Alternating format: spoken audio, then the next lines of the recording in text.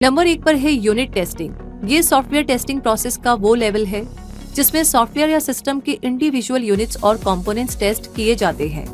इसका पर्पस ये कंफर्म करना होता है कि सॉफ्टवेयर की हर यूनिट डिजाइन के अकॉर्डिंग परफॉर्म कर रही है।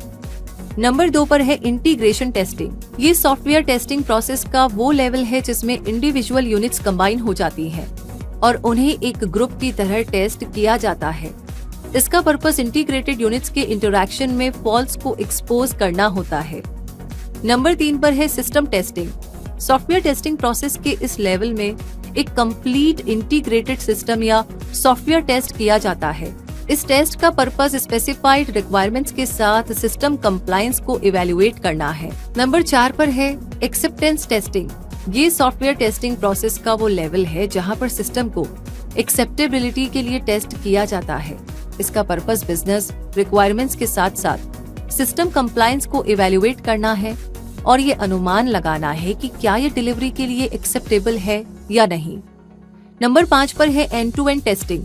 ये पूरे सॉफ्टवेयर सिस्टम की फंक्शनल टेस्टिंग होती है और जब आप कंप्लीट सॉफ्टवेयर सिस्टम को टेस्ट करते हैं तो ऐसी testing end to end testing कहलाती है।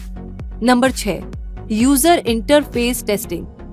इस टेस्टिंग में एप्लीकेशन के यूजर इंटरफेस की टेस्टिंग आती है और इसका पर्पस ये चेक करना होता है कि क्या user interfaces requirements specification document के अकॉर्डिंग डेवलप हुए हैं या नहीं।